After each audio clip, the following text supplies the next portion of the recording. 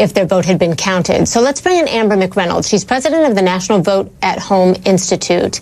Amber, good to have you with us. Thank you for being here. What happened in Georgia, and is your organization doing anything to help fix it for November? Well, in looking at the Georgia case, it appears that voters were unsure of whether or not their mail ballot had been received by the elections office. So it's quite possible that some of these voters were either encouraged to go in by, folks doing outreach to them, or just weren't sure or didn't know if the election office had received their mail ballot.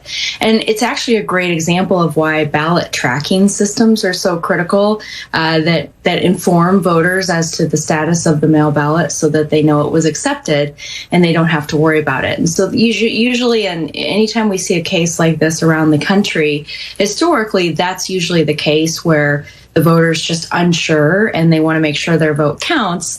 So they go in, and then usually the procedure is a provisional ballot is issued if eligibility can't be determined, or in Georgia's case, there's a procedure in which the election judges are to call the office to verify receipt of the mail-in ballot before issuing an in-person ballot. So if this had worked properly, if they had gone in to vote in person, they would not have been allowed to do so because their mail-in ballot would have already been counted. Is that correct?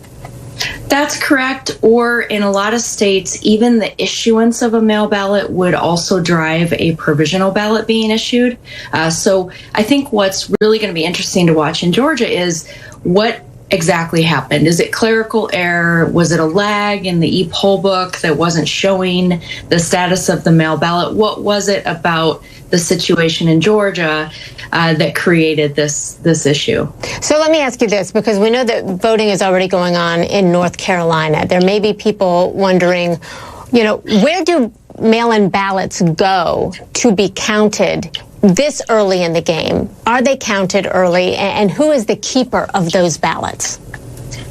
Well, that's a great question. And what happens is that when you start voting, like in North Carolina's instance now, and you return your mail ballot, they're going to mark you as having voted. So they're receiving those into each of the local election offices.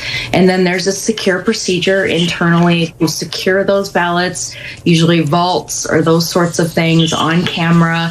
All the ballots are stored in secure ways in that way.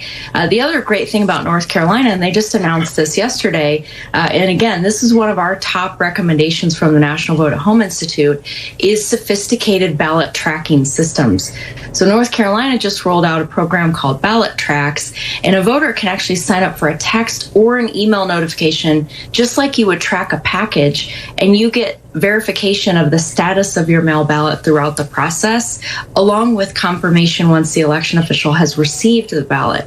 And it's really important for that to happen to prevent the types of confusion or situations like what Georgia's dealing with, because it could be, and in a lot of cases and a lot of times we see this, that the voter was unsure whether or not their ballot was received. So let me ask you this real quickly. I know that your organization is working with 40 states right now. Have you identified any cracks in the system in some of these other 40 states, and how could that be remedied in 52 days? We're 52 days away from an election.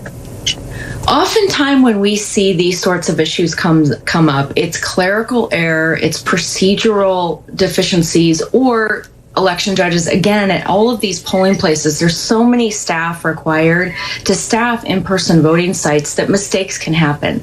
And so when we see this sort of situation happen, it often is traced to that, not necessarily a voter trying to do something incorrectly. It's often clerical. And the other issue that we see is that most states don't have real-time e-poll books, meaning they can't tell immediately if a ballot has been returned already. In a lot of states like Colorado, that is the case, where there's a real-time system, but in most states, that's not the case. So usually you'll see a provisional procedure or some alternate procedure to determine, to prevent this from happening. All righty. Amber Reynolds, McReynolds, I should say.